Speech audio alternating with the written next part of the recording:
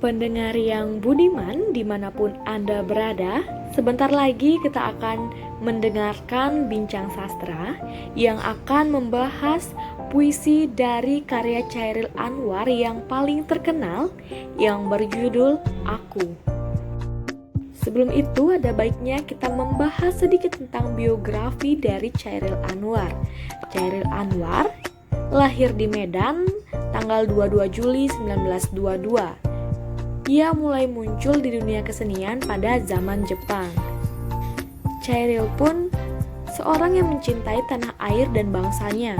Hal ini tampak pada sajak-sajaknya seperti Diponegoro, Karawang Bekasi, persetujuan dengan Bung Karno, dan lain sebagainya.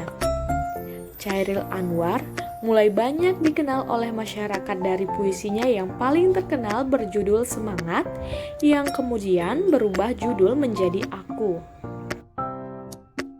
Puisi yang ia tulis pada bulan Maret tahun 1943 banyak menyita perhatian masyarakat dalam dunia sastra.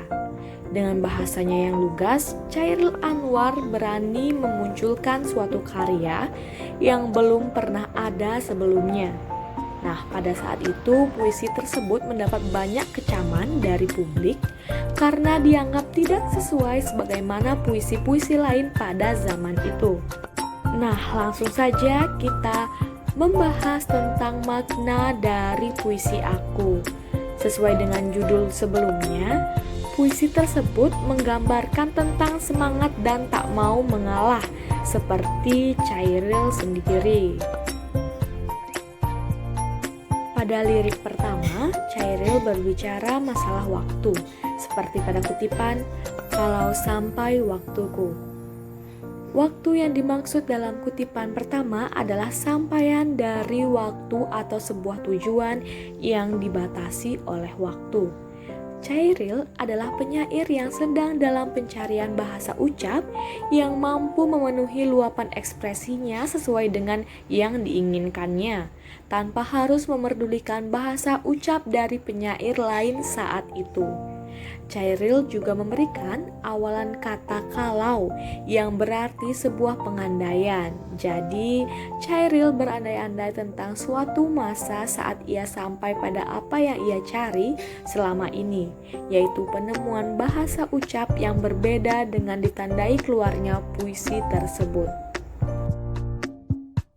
Pada kutipan yang kedua, "Ku mau tak seorang kan merayu." Nah, dari kutipan itu, watak Chairil sangat tampak mewarnai sajaknya. Ia tahu bahwa dengan menuliskan puisi Aku akan memunculkan banyak protes dari berbagai kalangan, terutama dari kalangan penyair. Memang dasar sifat Chairil ini tak menanggapi pembicaraan orang tentang karyanya, karena memang inilah yang dicarinya selama ini.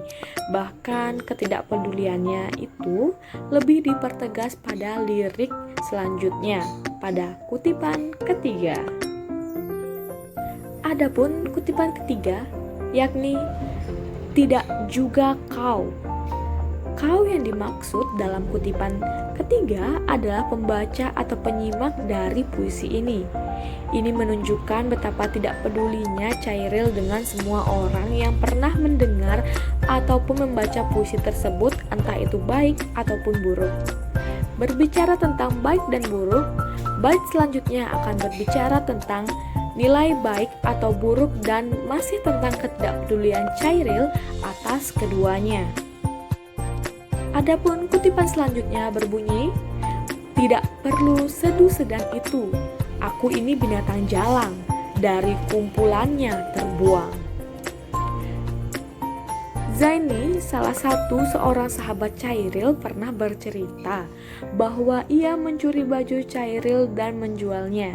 Ketika Chairil mengetahui perbuatan sahabatnya itu, Chairil hanya berkata, "Mengapa aku begitu bodoh sampai bisa tertipu oleh kau?" Ini menunjukkan suatu sikap hidup Chairil yang tidak mempersoalkan baik buruknya suatu perbuatan baik itu dari segi ketetapan masyarakat maupun agama. Menurut Chairil, yang perlu diperhatikan justru lemah atau kuatnya orang. Nah, dalam kutipan keempat, ia menggunakan kata binatang jalang karena ia ingin menggambarkan seorang seolah seperti binatang yang hidup dengan bebas, seenaknya sendiri tanpa sedikit pun ada yang mengatur. Lebih tepatnya adalah binatang liar. Karena itulah ia dari kumpulannya terbuang. Dalam suatu kelompok pasti ada sebuah ikatan. Ia dari kumpulannya terbuang karena tidak ingin mengikuti ikatan dan aturan dalam kumpulannya.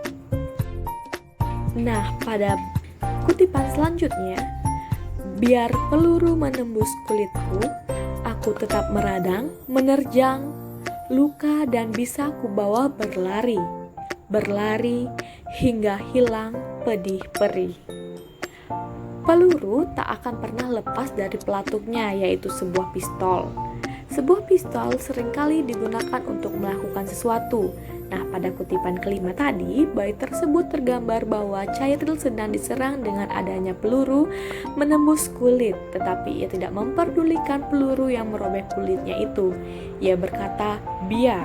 Meskipun dalam keadaan diserang dan terluka, Chairil masih memberontak. Ia tetap meradang menerjang seperti binatang liar yang sedang diburu. Selain itu, lirik ini juga menunjukkan sikap Chairil yang tak pernah mau mengalah. Semua cacian dan berbagai pembicaraan tentang baik atau buruk yang tidak ia pedulikan dari sajak tersebut juga akan hilang, seperti yang ia tuliskan pada lirik selanjutnya. Lirik berikutnya berbunyi, dan aku akan lebih tidak peduli, aku mau hidup 1000 tahun lagi. Inilah yang menegaskan watak dari penyair ataupun dari puisi ini, yaitu suatu ketidakpedulian. Pada kutipan 6, bait ini seolah menjadi penutup dari puisi tersebut. Sebagaimana sebuah karya tulis, penutup terdiri atas kesimpulan dan harapan. Kesimpulan adalah, dan aku akan lebih tidak peduli. Ia tetap tidak mau peduli. Chairil berharap bahwa ia masih hidup 1000 tahun lagi agar ia tetap bisa mencari-cari apa yang diinginkannya. Di samping Chairil ingin menunjukkan ketidakpeduliannya kepada pembaca, dalam puisi ini juga terdapat pesan lain, yakni Chairil berpesan bahwa manusia itu adalah makhluk yang tak pernah lepas dari salah. Oleh karena itu, janganlah memandang seorang dari baik buruknya saja, karena kedua hal itu pasti akan kita temui dalam setiap manusia. Ya, pendengar yang budiman, terima kasih karena kalian masih setia mendengarkan Bincang Sastra yang membahas puisi dari Chairil Anwar. Itu saja yang dapat kita bahas pada video Bincang Sastra kali ini. Nantikan video-video Bincang Sastra lainnya ya.